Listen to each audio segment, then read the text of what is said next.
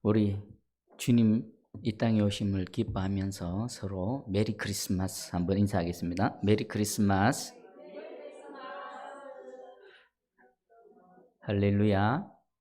네, 2020년도는 참 특별한, 특이한, 아마 우리 일반 역사나 우리 한국 교회사나 아주 좀 특이한 날일 겁니다. 특별히 또 이상한 성탄절을 이렇게 보내고 있는데, 그 중에서도 또 하나님께서 또 평소에는 받지 못하는 또 아주 특별한 은혜로 우리와 함께 하실 줄 믿습니다.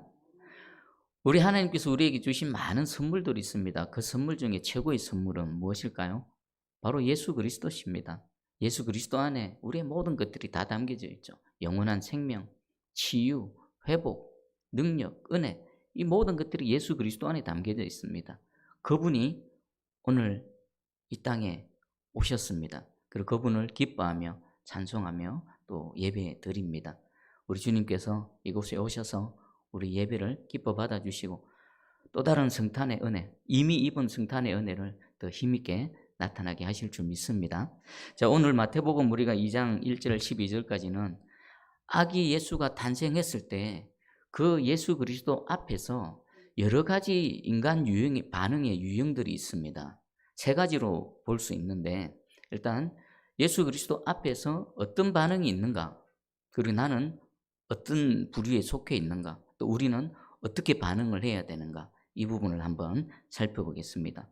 마태복음 1장 18절에 예수 그리스도의 나심은 이러하니라. 그의 어머니 마리아가 요셉과 약혼하고 동거하기 전에 성령으로 잉태된 것이 나타났더니, 예수 그리스도께서 이 땅에 오시는 것은 어느 날 갑자기 문득 불현듯 임한 게 아닙니다. 이미 우리 하나님께서 수많은 선지자들을 통해 예언하셨고 그 예언의 말씀대로 예수님께서 이 땅에 오셨습니다. 이것은 바로 하나님의 말씀의 성취인 것입니다. 대표적으로 이사야 7장 14절입니다. 그러므로 주께서 친히 징조를 너희에게 주실 것이라. 보라, 처녀가 잉태하여 아들을 낳을 것이요 그의 이름을 임마누엘이라 하리라. 처녀가 잉태하여 아들을 낳을 것이요. 이것은 우리 초자연적인 현상입니다. 이것은 하나님만이 하실 수 있는 일입니다. 예수 그리스도께서 이 땅에 오시는 그 방법은 오직 하나님만이 하실 수 있는 하나님의 능력으로 오시는 것이지요. 그리고 미가서도 있습니다. 미가서 5장 2절입니다. 베들레헴 에브라다야, 너는 유다 족속 중에 작을지라도 이스라엘을 다스린 자가 내게로 나올 것이라. 그의 근본은 상고의 영혼에 있느니라. 예수께서 어디서 태어날 것인지 미가 선지자를 통해서 정확하게 예언하셨고, 그리고 처녀의 몸으로 이 땅에 오신 예수 그리스도께서 예언되어진 대로 유다 땅 베들레헴에서 태어나셨습니다. 자, 이 예언의 성취 앞에 인간은 어떤 반응을 보이는가? 자, 첫 번째 반응은 헤롯 왕의 반응입니다. 우리 1절과 2절을 한번 다시 읽어봅니다. 시작. 헤롯 왕 때에 예수께서 유대 베들레헴에서 나심에 동방으로부터 박사들이 예루살렘에 이르러 말하되, 유대인의 왕으로 나시니가 어디 계시냐? 우리가 동방에서 그의 별을 보고 그에게 경배하러 왔노라 하니. 자, 이 1절 2절에 동방 박사가 하나님의 별의 인도함을 받고 유대 땅 또 유대인의 왕으로 나실 일을 찾아서 지금 왔습니다. 그리고는 유대인들에게 묻습니다. 그 유대인의 왕으로 나실 이가 어디 계시냐? 자, 이 질문 앞에 3절에 보니까 헤로드 왕과 온 예루살렘이 듣고 소동한지라. 유대인의 왕으로 나신 이가 어디 계시냐라는 이 질문 앞에 온 세상이 요동합니다. 소란합니다. 자, 이 소동하고 요란하고 소동한지라. 이것을 다른 번역에 의하면요, 불안해하더라라고는 번역으로 되어 있었습니다. 그러면 왜 유대인의 왕으로 나신 이가 어디 계시냐는 이 질문 앞에 예루살렘과 헤롯 왕과 온 세상은 불안해하고 요동하고 소란했을까요? 헤롯 왕의 입장에서 한번 생각해 보십시다. 헤롯 왕은 자기가 왕입니다. 자기가 유대인의 왕입니다. 그리고 이 헤롯 왕은 자신의 왕권을 지키기 위해서 수많은 살인을 했습니다. 심지어는 혈육까지 살인을 했습니다. 자기 어머니까지, 자기 처까지, 자기 아들까지 자기 왕권을 강화하기 위해서 그런 무참한 살인을 저질렀던 사람입니다. 그런데 또 다른 왕이 등장한다? 용납이 될까요? 용납이 안 됩니다. 이 무슨 일이지? 무슨 말인가? 내가 왕인데 누가 또 왕이 된단 말인가? 불안할 수밖에 없죠. 그리고 헤롯 왕 앞에 있는 예루살렘 그 백성들은 또 왜 불안해했을까요? 지금 자신들 눈앞에 헤롯 왕이 있는데, 유대인의 왕으로 헤롯 왕이 있는데 또 다른 유대인의 왕이 등장한답니다. 그러면 무슨 생각이 들까요? 누구한테 줄을 서지?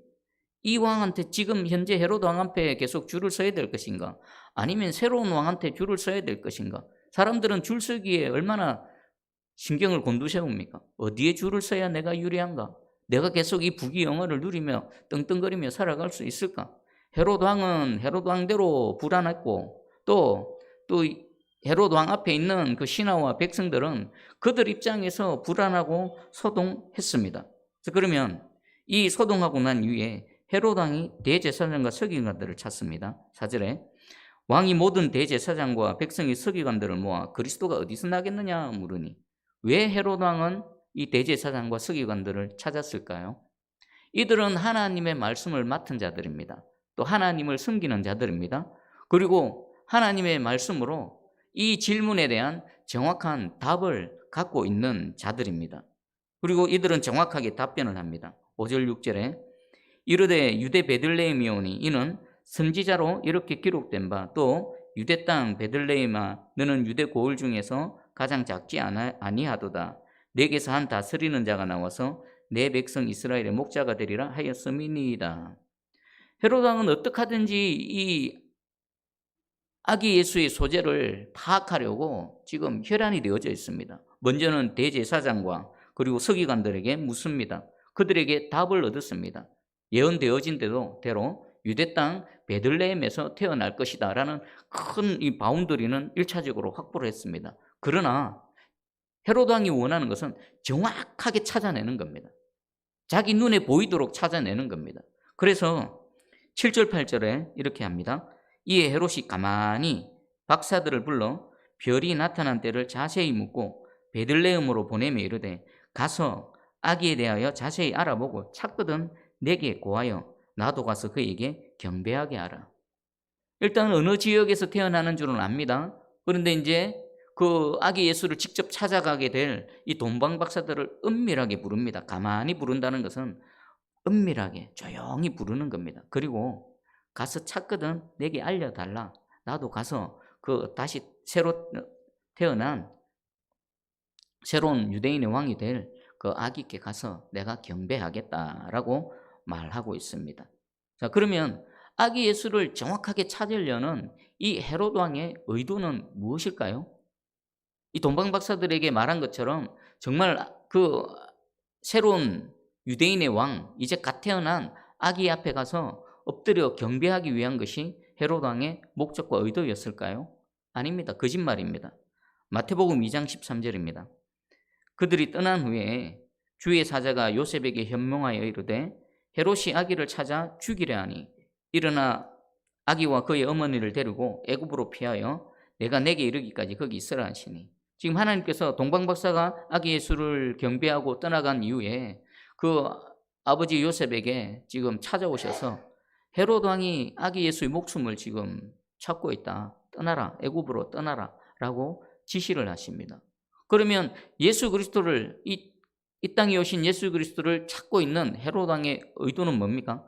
죽이려는 것입니다. 어떻게 하든지 찾아서 죽이려는 것입니다. 그러나 그의 계획은 실패로 끝났죠. 그보다 더 위에 계신 하나님께서 요셉에게도 현명하셨고 또 동방박사들에게도 지시를 내리셨습니다. 헤롯에게 가지 말고 돌아서 그냥 가라. 실패하고 나서 그대로 그냥 있었을까요? 이 헤롯 왕은 헤롯 왕답게 끔찍한 짓을 저지릅니다. 마태복음 2장 16절입니다. 이에 헤롯이 박사들에게 속은 줄 알고 심히 노하여 사람을 보내어 베들레헴과 그 모든 지경 안에 있는 사내 아이를 박사들에게 자세히 알아본 그때를 기준하여 2살부터 그 아래로 다 죽이니라. 은밀하게 아기 예수를 제거하려 했던 그 계획이 실패했습니다. 그러자 이제는 공개적으로 대대적으로 아주 학살이 진행됩니다. 유대 땅 베들레헴에, 그리고 그 동방박사가 다녀간 그 시점을 기준으로 해서 2살 아래로 아기들은 다 죽여버립니다. 반드시 죽이겠다는 겁니다. 확실히 죽이겠다는 겁니다. 그러면 이때 죽임당한 아이는 대략 몇 명이나 될까요? 자료에 의하면 당시 베들레헴 전체 인구는 한 500명 정도였다랍니다. 자그마한 도시죠. 조그마한 마을이죠. 그 마을에 그 2살 아래의 영아의 수는 한 20명 정도로 추정됩니다. 그러면 예수 그리스도 그 한 아기를 살해하기 위해서 그 주변에 있는 그 나이대에 있는 모든 영아들을 다 무참하게 살해해버립니다. 헤롯은 헤롯입니다. 그냥 죄인은 죄인입니다. 악인은 악인입니다. 악인은 그냥 하는 짓이 다 악합니다. 자, 인간적인 관점에서 이 아이들의 이 살해당하는 것은 정말 비극적인 일입니다. 그런데 또 한편 생각하면요, 이 아기들은 이제 이 땅에 오신 예수 그리스도 그분을 위한 순교의 제물로 하나님께 드려진 것이지요. 우리 인간적인 관점에서 얼마나 비참한 일입니까? 또 그 아기를 잃어버린 그 부모의 마음은 얼마나 가슴 아프겠습니까? 그런데 하나님의 관점에서, 좀 더 크게 하나님의 나라의 관점에서 보면 그들은 영광스럽게도 우리 아기 예수 그리스도를 위한 순교의 제물, 영광의 제물로 하나님께 드려졌습니다. 이들은 지금 어디에 있을까요? 주님 품 안에서, 어쩌면 주님 제일 가까이에서 주님과 함께 또 이렇게 주님 품 안에서 살아가고 있지 않을까, 머물러 있지 않을까 생각해 봅니다. 우리 인간의 관점에서는 가장 비극적인 일이라 할지라도 우리가 좀 더 큰 그림으로 하나님의 관점으로 바라보면 그것만큼 또 영광스러운 일도 없지요. 자, 첫 번째 인간 유행의 반응입니다. 어떻습니까? 아기 예수 그리스도의 이 등장에 불안해했고 소동했고 요란했습니다. 그리고 찾기에 혈안되어졌지만 그 찾는 목적은 경배하고 예배하는 것이 아닙니다. 찾아서 죽이기 위함이었습니다. 그리고 그 계획이 실패하자 어떻습니까? 더 잔인하고 더 악한 일을 저지르고 말입니다. 이게 첫 번째 아기 예수 앞에서의 한 인간의 유형입니다. 그리고 두 번째입니다. 두 번째는 제사장들과 서기관들의 반응입니다. 이들의 반응은 어떻습니까? 한마디로 말하면요, 무관심입니다. 관심이 없습니다. 아무런 반응이 없습니다. 자, 이들은 그리스도의 탄생에 대한 소식을 들었습니다. 그리고 말씀을 통해 그리스도가 어디에서 태어나는지 이미 그에 대한 지식을 분명히 갖고 있는 사람들이었습니다. 여러분, 동방박사 입장에서 한번 생각해 보겠습니다. 이들은 유대인의 왕으로 오실 그분을 찾기 위해서 별의 인도함을 받고 왔습니다. 그런데 중간에 별이 끊어졌습니다. 그래서 이들이 찾아간 곳이 유대 땅 예루살렘입니다. 유대인의 왕이 있는 예루살렘, 그리고 유대인의 왕을 섬기고 있는 예루살렘에 가서 물으면 그들이 알겠지. 그래서 물었습니다. 압니다. 와, 역시 유대인들이구나. 역시 예루살렘이구나. 그런데 그 다음이 의아스럽습니다. 이들이 메시아의 탄생을 알고 있고, 그리고 그분이 이 땅에 오셨다는 그 소식을 들었다면 그들이 취할 행동은 뭡니까? 동방박사보다도 더 한 발 앞서서 뛰어가야 되고 달려가야 되고 그곳에 가서 진짜인지 아닌지 확인해 봐야 되고, 그것이 확실하면 어떻게 해야 됩니까? 누구보다도 먼저 엎드려서 경배해야 됩니다. 지금 이들은 누굽니까? 대제사장들입니다.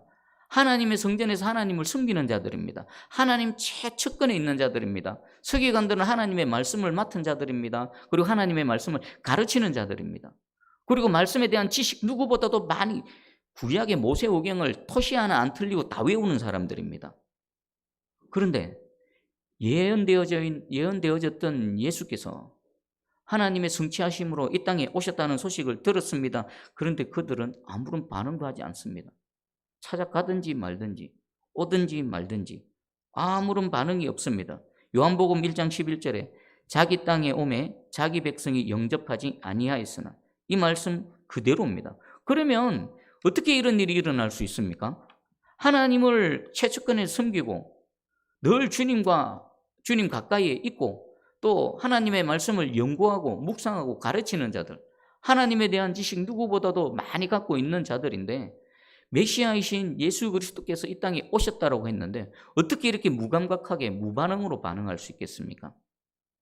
그들은 하나님에 관한 아는 지식은 있습니다. 근데 그 아는 지식이 믿음으로까지 되어졌습니까? 믿지는 않는 겁니다. 그냥 문자 그대로 우리가 책 보고 공부해서 아는 지식, 그걸로만 머물러 있었지, 이 하나님의 이 생명의 말씀, 창조의 말씀, 능력의 말씀이 믿음으로까지 작동되어지지 않는 겁니다. 만약에 이 말씀을 믿고 이들이 하나님 말씀을 가르친 그 가르친 말씀을 자신들도 믿었다라면 절대로 이룰 수는 없는 겁니다. 누구보다도 앞서가서 그 아기 예수를 찾고 엎드려서 경배해야 마땅합니다. 그러나 그렇게 하지 않았습니다. 이유는 단 하나입니다. 지식은 있었으나 믿음이 없었습니다. 그들의 믿음 없음이 이렇게 무감각하게 무반응으로 나타났던 겁니다. 자, 이것이 두 번째 유형의 반응입니다. 하나님을 압니다. 하나님 가까이 있습니다. 그리고 하나님에 대한 여러 가지 지식들이 있습니다. 그러나 그것이 절대로 믿음으로 작동되지 않습니다. 자, 그러면 세 번째입니다. 세 번째는 동방박사들의 반응입니다. 이들은요, 그 먼 길을 와서 아기 예수를 찾고 마침내 찾아서 그 아기 예수를 보고 그 발 앞에 엎드려 경배했던 자들입니다. 우리 다시 1절, 2절을 다시 한번 읽어봅니다. 자, 시작. 헤롯 왕 때에 예수께서 유대 베들레헴에서 나심에 동방으로부터 박사들이 예루살렘에 이르러 말하되 유대인의 왕으로 나시니가 어디 계시냐? 우리가 동방에서 그의 별을 보고 그에게 경배하러 왔노라 하니. 아멘. 이들은 동방에서 왔습니다. 동방은 어디일까요? 여러 가지 추측이 있습니다. 그런데 가장 유력한 것은요, 이스라엘 동쪽에 있는, 그리고 문화와 천문학이 발달되어 있는 바벨론 지역에서 온 사람들이 아닌가. 그리고 이들은 뭐 술사다, 박사다, 뭐 점쟁이다라고 있는데 그냥 학자입니다. 학자. 천문학을 연구하는 천문학자들입니다. 별을 연구하다가 어느 날 이 왕의 별을 보고 그 왕의 별을 인도함을 받고 여기까지 온 겁니다. 그럼 예루살렘과 바벨론은 거리는 대략 얼마나 될까요? 약 1400km입니다. 가까운 거리 아니죠. 지금이야 차 타고 가면 되지만 그때는 어떻게 여행했습니까? 그 사막, 그 황량한 광야 같은 길을 낙타 끌고 낙타 타고 걸어서 1400km를 여기까지 왔습니다. 뭐 하려고요? 그 유대인의 왕으로 나신 이에게 엎드려 경배하기 위해서. 다른 목적 없습니다. 이들이 아기 예수를 찾는 목적이 뭡니까? 예수 앞에서 뭐 유익을 얻으려고, 뭐 자신의 부귀영화, 자기의 명예 이런 거 없습니다. 다만 그 새로운 왕 앞에 가서 경배 한번, 예배 한번 드리려고 그 먼 길을, 그 수고와 대가를 지불하며 지금 여기까지 온 겁니다. 자, 그러면 우리 9절에 보니까 박사들이 왕의 말을 듣고 갈새 동방에서 보던 그 별이 문득 앞서 인도하여 가다가 아기 있는 곳 위에 머물러 서 있는지라. 예루살렘에 가서 그 위치를 물었고, 그리고 그 유대 땅 베들레헴이라는 그 사실을 알고는 그곳을 향하여 가는 중에 다시금 별의 인도를 받습니다. 그리고 별이 가다가 어느 곳에 멈춥니다. 그 멈춘 장소가 어딜까요? 예수님이 태어난 집 바로 위지요. 그리고 그 집으로 들어갔더니 진짜 갓난아기가 있는 겁니다. 그 예수 그리스도를 처음 보고 나서 그들의 반응이 어땠을까요? 우리 10절을 한번 같이 읽어봅니다. 10절 시작. 그들이 별을 보고 매우 크게 기뻐하더라. 아멘. 그들의 반응은 뭡니까? 아기 예수 그리스도를 보고 첫 번째 반응은 기뻐했는데 어느 정도로 기뻐했습니까?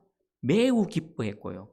크게 기뻐했고요. 한 번만 기뻐한 것이 아니라 기뻐했습니다. 그런데 이들은 사실 하나님과 아무런 상관없는 사람들입니다. 헤롯 왕이 오히려 또 대제사장과 서기관들이 오히려 하나님과 더 상관이 있지, 이 1400km나 더 먼 저 동방에서 온 이 이방인들은 아기 예수와 아무런 상관이 없습니다. 그런데 그 아기 예수를 기뻐했던 사람들은 바로 이 사람들입니다. 그리고 이들이 찾아간 곳은 어디입니까?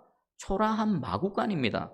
유대인의 왕으로 나신 이라면 왕궁에서 태어나야 됩니다. 왕궁이 아닙니다. 초라한 마구간에, 그리고 아기가 누워있는 곳은 말구유입니다. 장면을 한번 생각해 보십시오. 그리고 이 동방박사의 신분은 어떻겠습니까? 모르긴 몰라도 그 나라에서는 그래도 존경받고 또 사회적 지위와 명성이 있는 그런 사람들일 겁니다.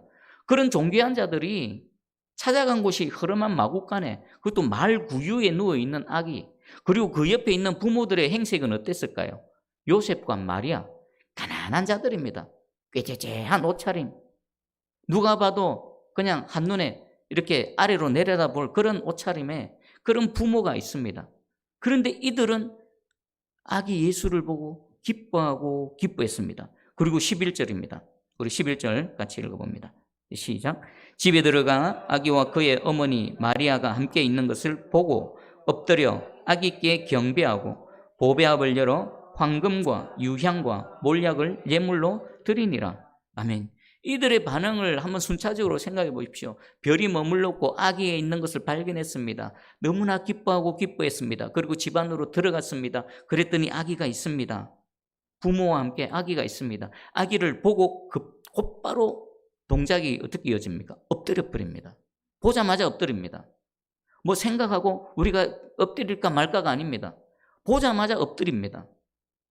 만왕의 왕, 비록 아무것도 하지 못하고 누워서 응애응애 울는 그 아기지만 그분이 이 땅에 오신 메시아, 하나님께서 주신 성탄의 은혜인 줄 알고 곧바로 엎드립니다.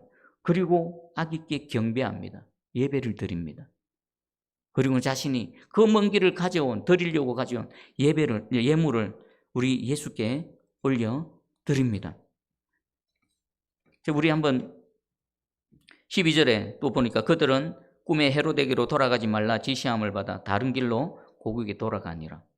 이들은 이 땅에 오신 예수 그리스도, 육신을 입고 이 땅에 오신 예수 그리스도께 가장 먼저 예배를 드리는 영광을 누리게 됩니다. 이걸 한번 생각해 보십시오.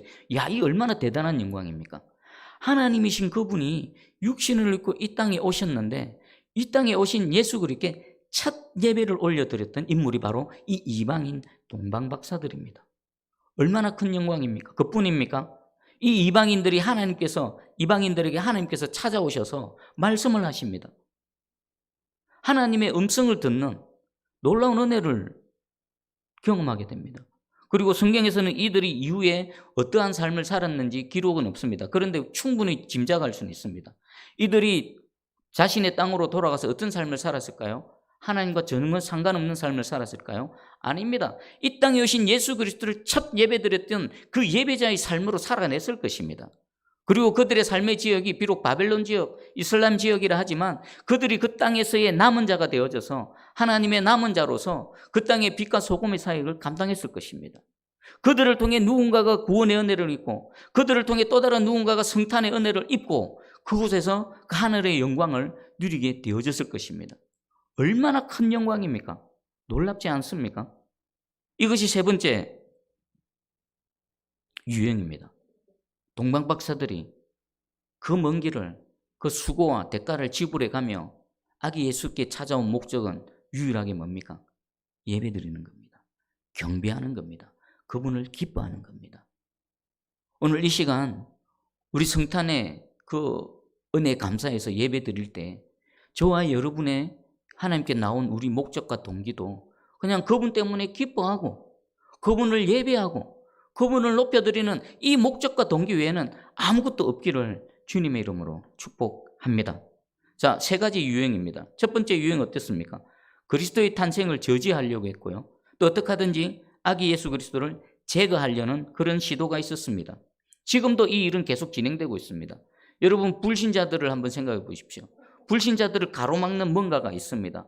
복음을 들어도 복음을 거절하게 하는 이 완악한 마음, 복음이 들려지지 않게 하는 길가에 뿌려진 씨, 또 가시밭 위에 뿌려진 씨가 되게 하는 그 사단의 그 계략이 지금도 계속해서 작동하고 있습니다. 또 그 불신자들에게만 해당됩니까? 이미 믿는 성도들 얼마나 또 유혹합니까? 얼마나 절망하게 하고 낙심하게 하고 그 소유하고 있는 믿음에서 떠나도록 끊임없이 일하고 있습니다. 지금도 이 헤롯의 영은, 그 유아들을 살해했던 그 영은 지금도 영혼의 살인을 해가며 계속 작용하고 있는 것입니다. 여러분, 지금도 이 일이 일어나고 있구나. 2000년 전에 예수님이 이 땅에 오실 그때만 작용한 것이 아니라 그 이전에도 또 그때도 앞으로도 계속 이 헤롯의 영이 작동하고 있구나라는 것을 명심하시기 바랍니다. 오늘날 크리스마스를 한번 생각해 보십시오. 1년 365일 중에 크리스마스가 가장 악하고 음란한 날입니다. 크리스마스 베이비라는 그런 말도 있지 않습니까? 어떻게 보면요, 지금 2020년 성탄절을 맞아서 이렇게 조용하게 지내가는 것도 어쩌면 하나님이 하시는 것일 수도 있습니다. 온통 상업적이고 인간의 쾌락을 자극하는 이런 온통 이 타락한 음란한 세상 가운데 하나님께서 찬물을 끼얹어 버린 겁니다. 조용해라, 잠잠해라, 소동하지 마라, 요동하지 마라. 아기 예수 그리스도 본질, 껍데기 포장 다 거저 던져버리고 그 본질은 아기 예수 그리스도를 바라보라 라고 이 시대를 향해서 하나님께서 외치고 있는 것 같습니다. 그리고 두 번째입니다. 하나님 가까이 있으면서도 하나님에 관한 지식이 있으면서도 무관심한 자들. 이 두 번째 유형은요, 저와 여러분이 해당될 수 있습니다. 하나님 모르는 사람들을 해당 안 됩니다. 하나님을 아는 자들, 또 하나님을 가까이서 섬기는 자들인 저 같은 사람, 여러분, 성도들 중에 이런 위험에 빠질 가능성이 아주 높습니다. 그래서 사도 바울은 빌립보서 3장 18절에 내가 여러 번 너희에게 말하였거니와 이제도 눈물을 흘리며 말하노니 여러 사람들이 그리스도의 십자가의 원수로 행하느니라. 이들은 무관심할 뿐만 아니라 우리 메시아이신 예수 그리스도를 십자가에 내몰고 십자가에 못 박아 죽인 장본인이 누굽니까?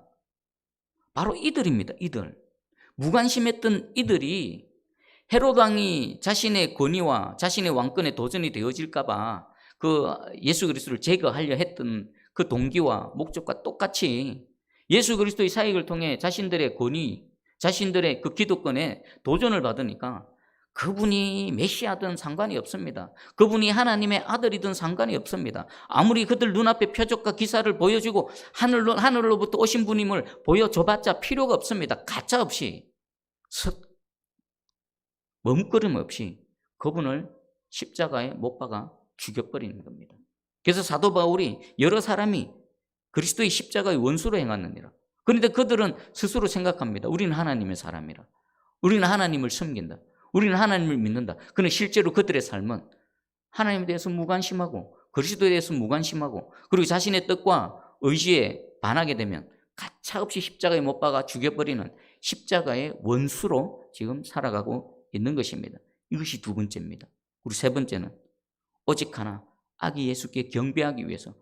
사실 원래 이 신분이나 그들의 정체성에서는 하나님과 아무런 관계가 없습니다. 그러나 그 먼 길을 예수께 경배하기 위해서 나와서 대가를 지불하고 헌신하고 수고해서 또 그 아기 예수께 엎드려 경배하는 이 모습을 보여줍니다. 그럼 세 가지 유행 중에서 당연 답은 하나죠. 저와 여러분은 세 번째 유행에 속해야 됩니다. 오늘날 안타까운 게요, 주님을 찾는 많은 영혼들이 있는데 동기가 잘못되어졌고 우리가 전도할 때도요, 잘못된 동기로 전도할 때가 많습니다.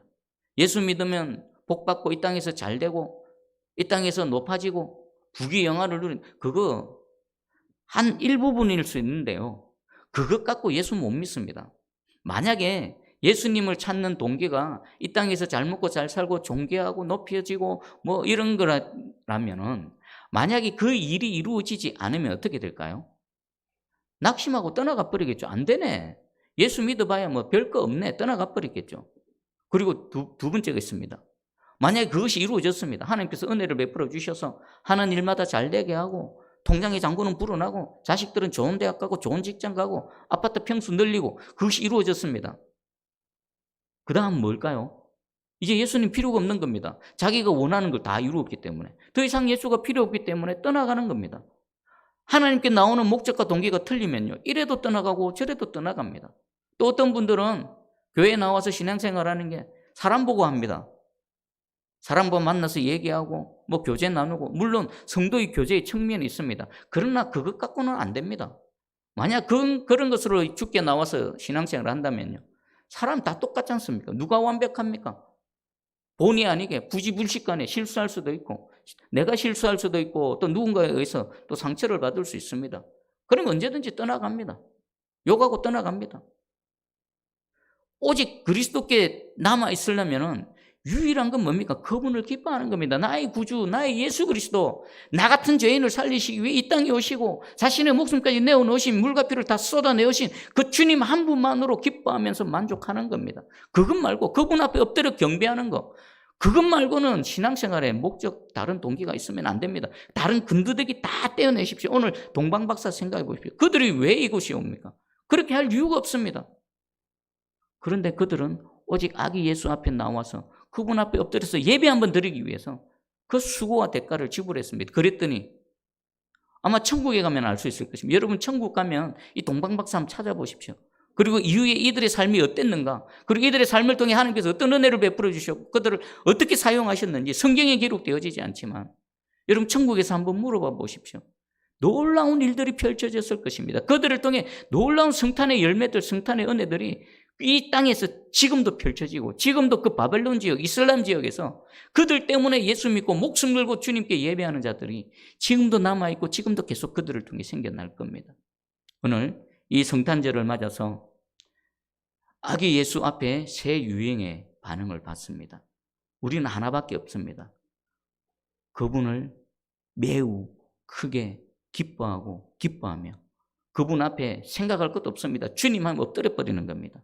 여호와 하나님 앞에 엎드려 버리고 예배 드리는 삶, 또 그런 예배자의 삶으로 살아가는 저와 여러분 되기를 축복합니다. 그런 인생 하나님께서 내버려 두시겠습니까? 하나님 책임지십니다. 그런 인생 하나님께서 내버려 두시겠습니까? 붙드시고 쓰십니다. 세상이 감당하지 못하는 하나님의 사람으로 하나님 쓰시고 놀랍게 하나님의 영광을 나타낼 줄 믿습니다. 그런 우리 개인, 여러분 가정, 우리 새순교회 되기를, 또 이 어둠의 시간을 지나고 있는 이 한국교회 모든 성도들 되기를 주의 이름으로 축복합니다.